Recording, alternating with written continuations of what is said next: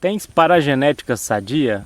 Muitas pessoas possuem essa característica, mas elas nem sabem que possuem.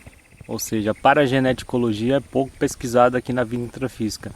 É aquelas características que a pessoa acaba trazendo de muitas retrovidas, características saudáveis de personalidade. Então, o que me fez encontrar a Conscienciologia e estudar o paradigma consciencial foram essas características, ou seja, eu percebia que eu tinha um estilo próprio além da minha genética atual aqui, que eu herdei dos meus genitores. Então eu percebia que havia algo que diferenciava. E esse aspecto diferenciado era algo positivo e eu procurava saber o que era. Eu não me acomodava, né? Eu achava que seguir só os padrões sociais não me levaria a encontrar essa resposta que eu procurava desde quando eu comecei a entender assim, após a adolescência principalmente. Na adolescência eu tive muitas crises de crescimento e acabei tendo muita ansiedade e desenvolvi também a melancolia intrafísica, fiquei depressivo e por não saber nada de energias conscienciais, não saber que eu já tinha também algumas ideias inatas trazidas dessa paragenética sadia.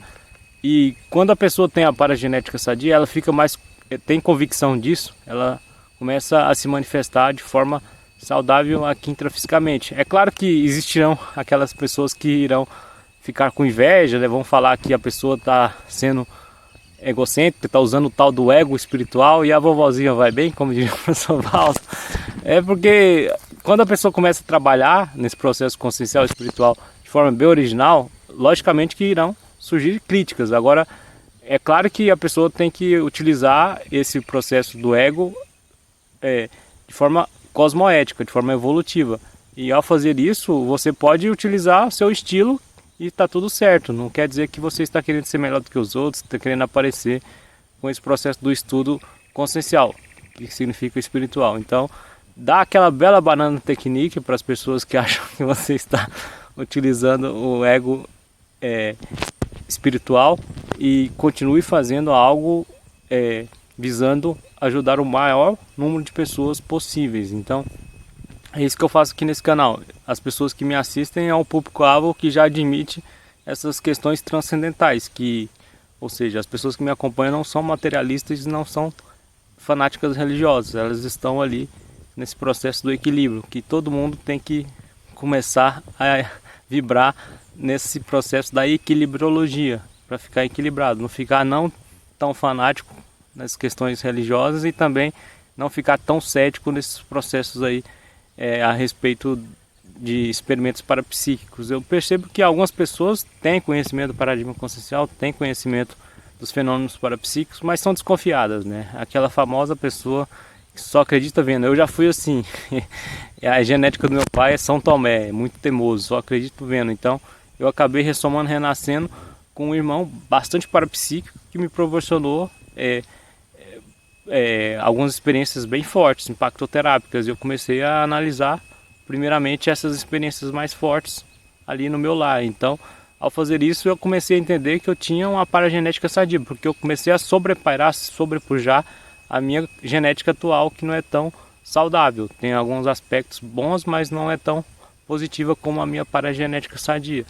Então, vejamos um caso aqui que eu tenho analisado, que o professor Valdo, eu lembro dele falar que ficava com temor da Malo Balona estudar a psicologia e ficar limitadinha, ou seja, a paragenética da Malo é muito sadia. Então, algumas pessoas que estão ligadas à Conscienciologia estudam psicologia, tá tudo certo, mas eu percebo que tem um caso em específico que a moça foi até uma grande pensadora lá na Rússia, contactou com Freud, com Nietzsche, e atualmente ela está limitadinha na psicologia. Então, isso acontece, né? A pessoa pode ter uma paragenética altíssima, de altíssimo nível, sadia, mas ela fica limitadinha aí por questões genéticas atuais. Então, eu percebo que outro caso que é o contrário dessa moça aí, que foi uma grande pensadora na Rússia e até estuda o paradigma consciencial atualmente, tem um caso que eu tive um insight que a Florence Nightingale hoje atualmente está na Conscienciologia,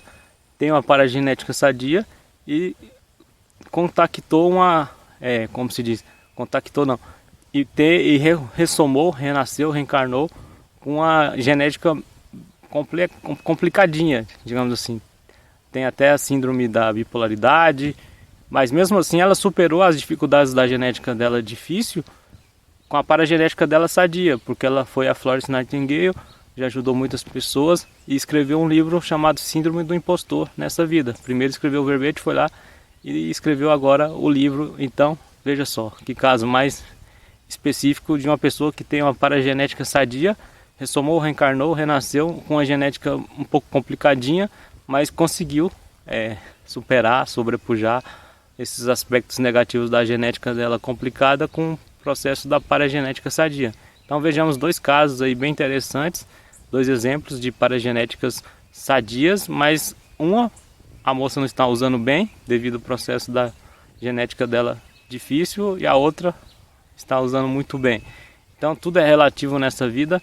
Eu pretendo futuramente criar aqui na região de Caldas Novas um centro conscienciológico Caldas Novense, porque eu sinto que eu tenho amparo extrafísico de alto nível. Outro aspecto interessante da pessoa que tem paragenética sadia, ela programou ressomar, renascer e escolheu até os próprios pais, os genitores atuais. Então, ao lado de um amparador de nível de evoluciólogo. Então, quando eu estou aqui no sítio Piatã, principalmente, eu sinto muito a presença desse amparador extrafísico de nível de evoluciólogo, que eu sinto e já percebi que ele pode ter o processo de paravisual indígena. Eu nunca consegui ter a clarividência para ver ele, mas eu já tive alguns relatos, principalmente de um parapsíquico chamado Jorginho, lá de Ouvidor, uma cidadezinha próxima de Catalão, que ele conseguiu ver essa consciência que fica comigo diuturnamente, assim, que me auxilia de forma mais ampliada aqui na vida intrafiscalizada. Consciência significa consciência extrafísica, espírito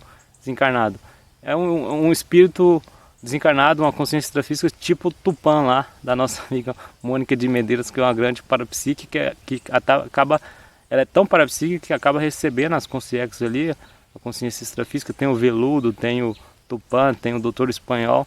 Então, para as pessoas entenderem, é estilo a consciência extrafísica consciência Tupã, que acaba utilizando o corpo físico ali momentaneamente da Mônica de Medeiros para passar a mensagem. Então, eu tenho sentido esse tipo de amparo extrafísico fortíssimo desde que quando mudei para Caldas Novas em 2017, como desperto já. Então parece que minha programação tem total ligação com essa região aqui do estado de Goiás, uma cidade turística onde que recebe muitos turistas, e tenho pensionizado muito a respeito desse processo aí de futuramente criar um centro conscienciológico Caldas Novense aqui, porque eu confio na minha paragenética sadia. Então hoje esse foi o vídeo de hoje, esse foi o tema muito interessante, que pouquíssimas pessoas têm coragem de aprofundar, mas deveriam, na questão da parageneticologia.